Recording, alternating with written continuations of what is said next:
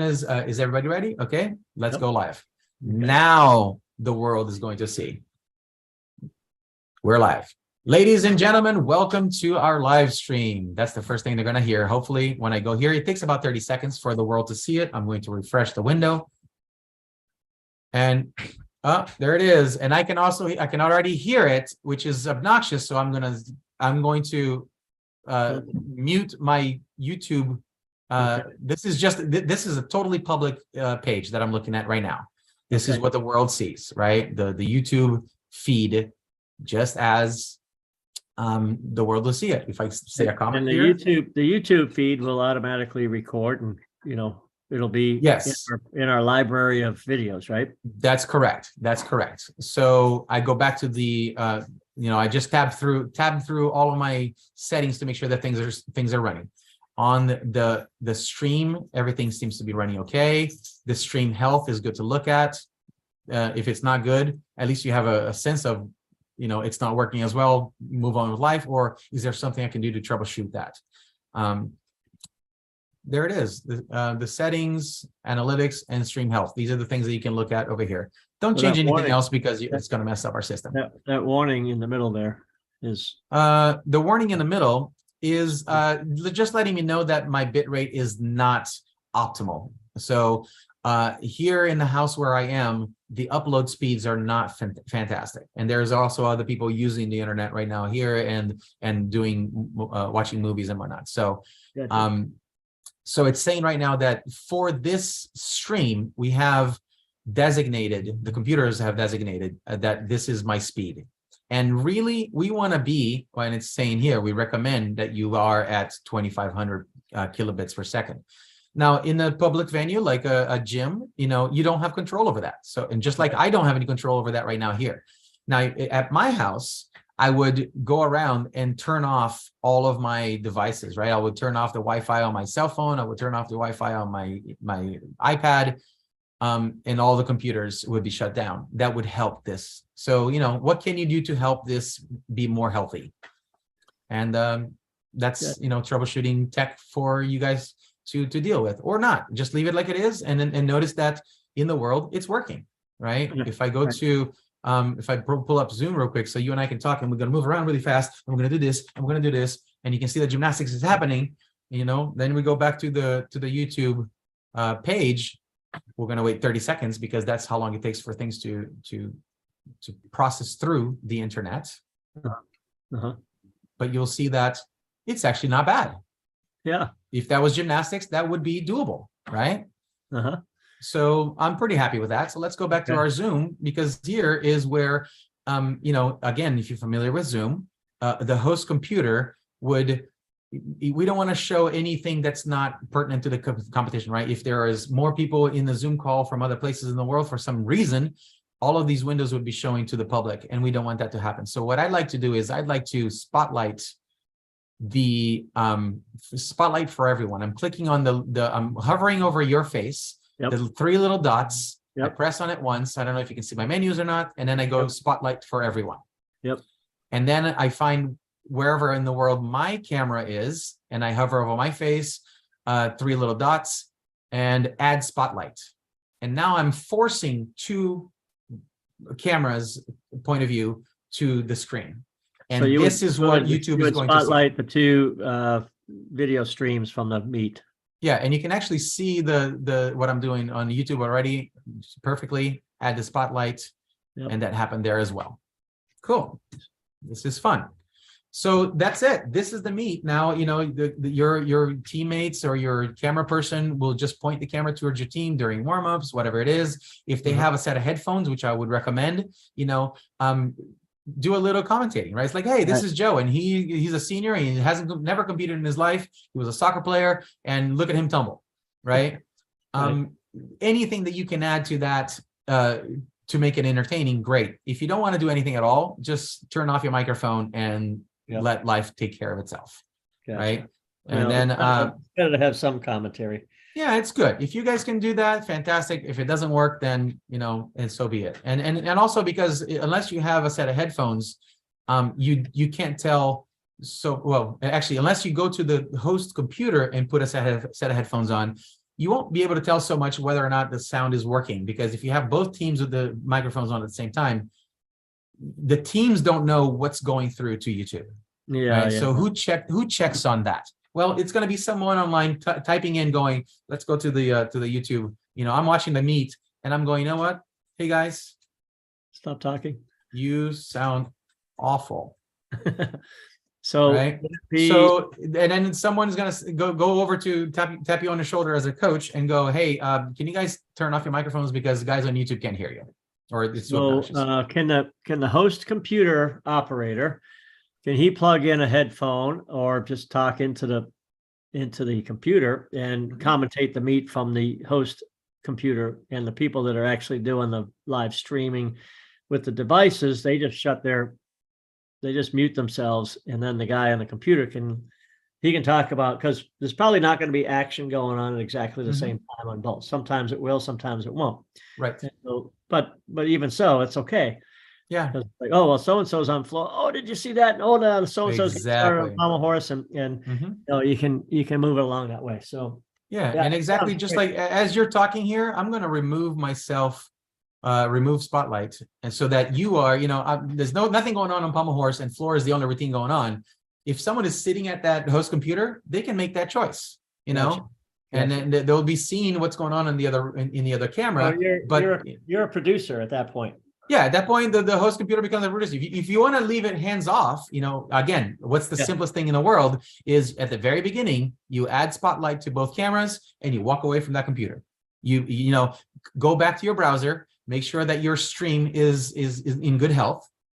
Yep. Make sure that your stream is going through to YouTube. A lot of times I usually don't do this right on my computer. I go to my iPad on the side and I just open YouTube and I go to the link, not even logged in to my own account, and I make sure that that things are coming through as a anonymous user, if you will. And then that's the last checkup, is I go to my iPad and I turn on the sound on my iPad and I'll go, okay, I can hear things okay there, everything's all right. So whenever we do these live streams, the steps that we just did is exactly what I do. I go back and forth between Zoom to my browser on the computer, and then I go to a separate device and I check the YouTube feed to make sure that it's working. If those things are running, there's nothing else you can do, right? If something goes wrong, you're going to get an error message. Right.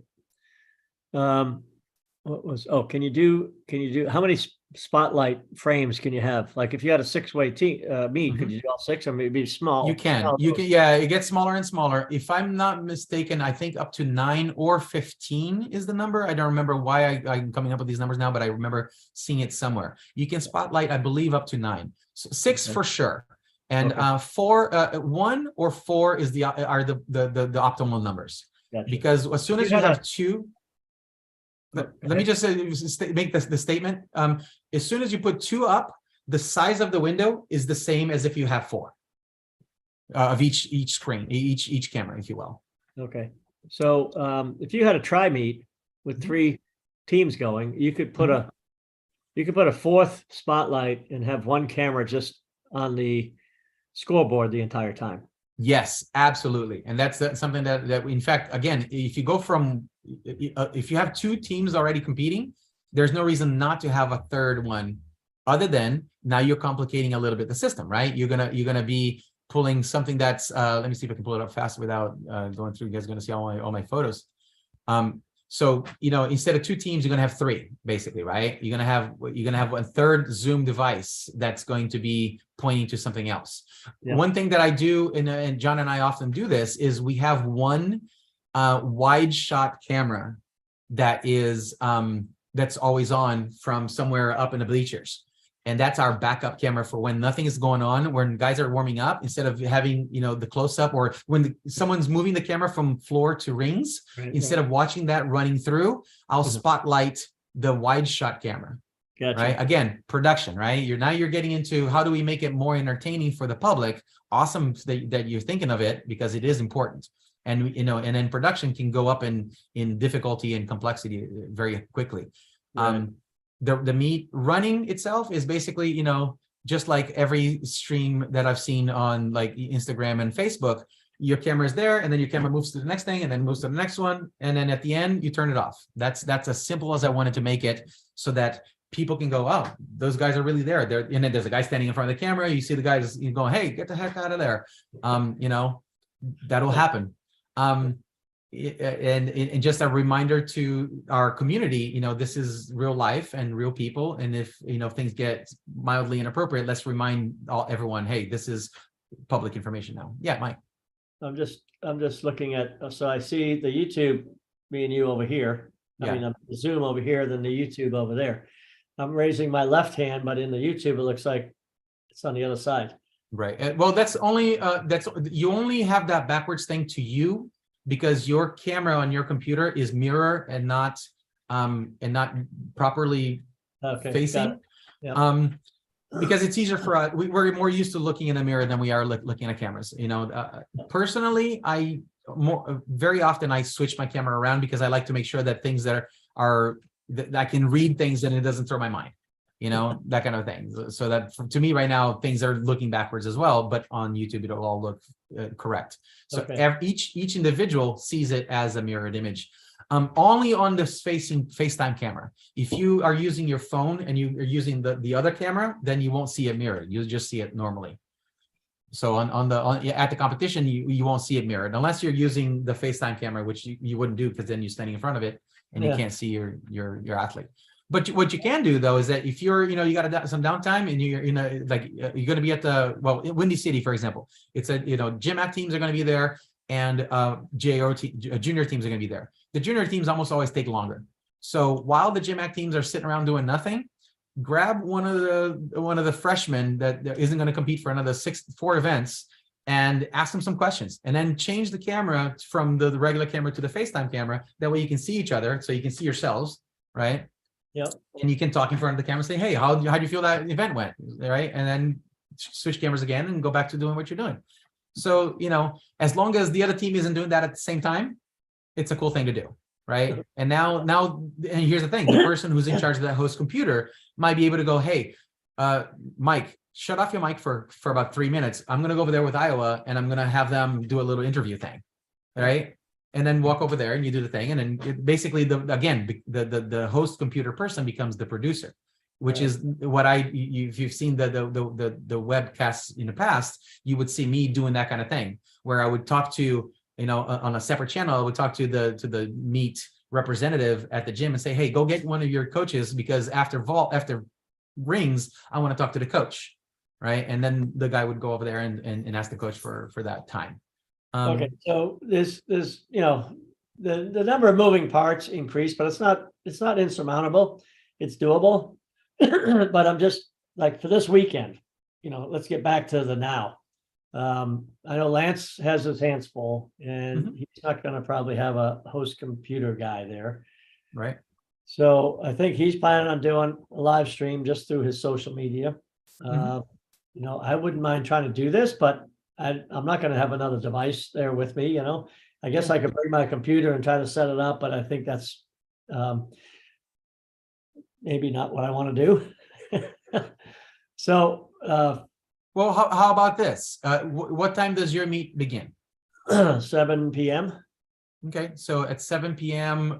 Central Time. Yep. Okay, you guys are 1 hour or 2. Let me do the math. Temple starts, well, Temple is probably not going to do their own thing anyway, but if they do, they start at, I think, 7 their time. You will have already started an hour before. No, we start an hour after them, because it's 7 o'clock. Right. You start an hour after them. So that's good. The Armadillo meet is at 5:30 Central Time. So they're already halfway done by the time you guys start. Yeah. And the last meet is Windy City, which I have no idea what time it starts. Nor do I know that I think that there isn't internet available unless they pay for it, and I don't know that the teams are actually wanting to do that. Right. Nevertheless, I can but Armadillo's meet is being run by somebody else. I'm not even going to have to touch that. If I help Temple in New York Lions, I have an hour before I have to deal with you guys.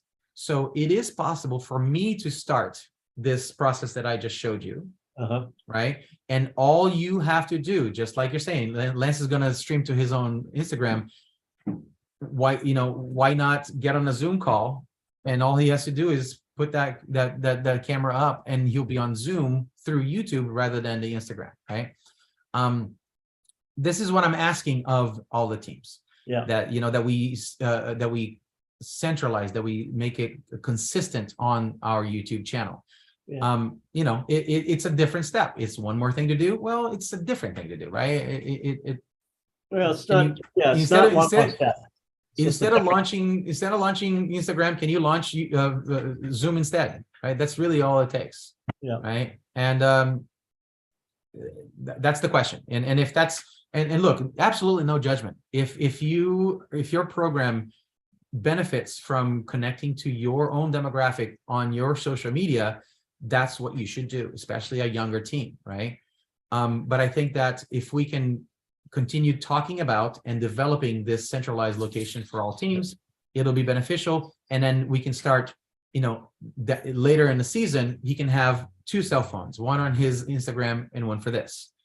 And, and focus on your Instagram, sure. But make sure that, that someone at some point turned on that FaceTime, that Zoom call that the rest of the world can see through our centralized location. So let me go ahead and finish this the stream, because that's what do you do at the end of this thing? Well, at the end of it, going back to the control room, the stream is still running. Yay, good deal.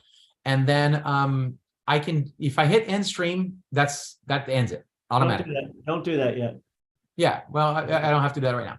Okay. But if I go in Zoom, you also have the option of ending the stream here. Zoom should push to YouTube to end the stream, but sometimes it doesn't. Just like it didn't start the stream, it might not end the stream either. So it depends on the device and what version of what you're using. Gotcha. Is there a reason why you don't want to? I wasn't going to end the call. I was just going to end the stream. Are you? Yeah, because I just got on my GymACT YouTube on my phone. I guess I have to subscribe to it. Yeah, you should. I'm trying to find what's going on now. Is this live streaming now? Yeah, this is live streaming now. Well, it's going to, you will see on your phone in 30 seconds what you just said. So if I go like this with my hands, in 20 to 30 seconds, you're going to see me waving my hands on your phone. Okay. And that's a great thing to do. And also, and what happens a lot of times in competitions, and I've in our junior meets, parents are using the live stream as an instant replay, 30 seconds delay. Oh, nice. Yeah, and therefore clogging up our network. Right. So, did you see me wave my hands? I haven't seen anything yet. All right. Well, maybe you didn't see me wave my hands. Too bad. You missed a great. Well, I got the Armadillo Beach Blast thing is there. Yeah, there you go. I just subscribed to. So are you watching the stream right now? Is that what you're doing? I'm not. No, it's not showing up. I'm not sure. Okay. Well, then in that you went to our channel, and in the channel you have to go to the live portion. So there's videos. There is. Got it. Yeah. So if you go to the live, so that's that 2-step process can be minimized. There you go. So it says no results found. So I have to wait for 30 seconds for it to kick in. No, that shouldn't be the case.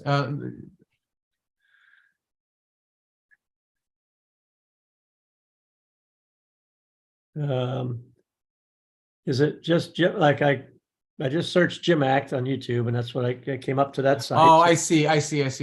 So if you if you go to if you search for if you did a search for GymACT, then what you want to do is you want to make sure that you're going to the GymACT channel or the GymACT account, or what do they call themselves? It's hard for me to do that without being logged in. Here, I'll do it on my iPad, so then it'll be similar to the phone, and I'll share that screen from the iPad. So let me stop sharing for a moment from a computer. I wasn't sharing my computer. Let me go back to my, I'm in Zoom on my iPad. I'm going to share my screen. And I'm going to open up YouTube.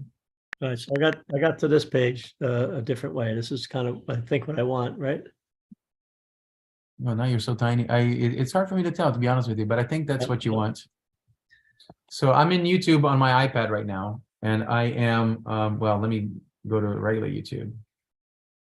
Home, there you go. I'm going to do a search for GymACT.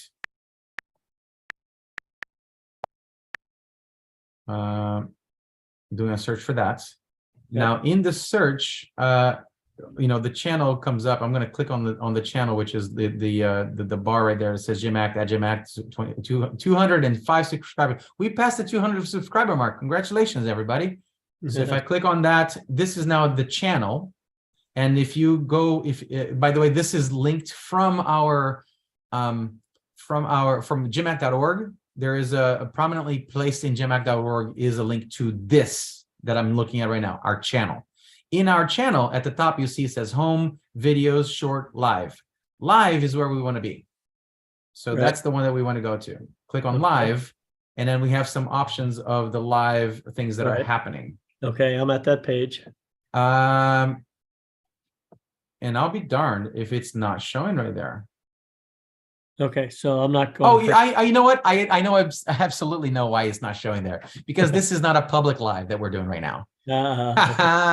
Okay, problem solved. Okay, the reason you're not seeing yourself on YouTube is because this is not a public live. Now, Mike, the page that we're looking at right now, the way I directed you, you go to the channel, you go to the live, it would show right here. And in fact, I am pretty sure that if I was in the home button, it would be there as a live going on right now. Okay, so let's go ahead and make that public for the moment in our in our is that in the settings area? In the settings, yeah. Let me. I'm gonna make that the live public so that you can see it what it would look like. Okay. Give me just 1 second. I'm gonna have to first stop the share on this one. I'm gonna go back to my own computer and share. All right, and now I'm going to show you how to make this. You know what? You should know how to do this because I don't want you to mess with it. The armadillo one is public. That's why you see it already listed on that page. Ours is not. Ours is unlisted. But if I change it to public, and I say publish, I've never tried to change this in mid-stream. So now we're going to go back to my iPad on the. Oh, can't share two things at once. That's true. So let me go back to my iPad, share my screen, and go back to YouTube. I'm going to refresh that page, I think. Right there. Boom. It shows automatically that a live is already going on. Right. And if I click on this live, boom, it's what we're doing. I don't see that. And on the phone is a little tricky because I'm not hearing. Refresh that page, I think. So that's a 30-second delay. Yeah, the 30-second delay was obnoxious because it was actually talking loud on my ears, and I don't want it to be doing that. I'm going to go back to sharing my own screen. So, do you because if I go over here, Mike, it's a matter of refreshing the YouTube channel, and I sometimes if you kind of swipe down all the way, it pulls up the refreshed version, or do the search again. That'll take care of that. So because right now we're looking at the if I go to I'm going to start check this out. I'm going to start a incognito page, tab on my browser. If I go to GymACT.org, I know, but I'm going to do it because then I'll show you the world. Okay. I go to GymACT.org, you know, below the map of, hey, we're awesome. Below these are the rules for this year is the GymACT Live, you know, promo, and going straight to our channel. If I click on that, now I'm incognito, which means I'm not even logged in, right? This is just an anonymous visitor to this site, and they see it right here, the live that's going on. And there it was, right? I'm going to stop this, and I'm going to immediately get that off of being, I think people are going to start looking at it if we don't change that to not public, unlisted. Unlisted, got it. Okay. All right, that's good. That's good.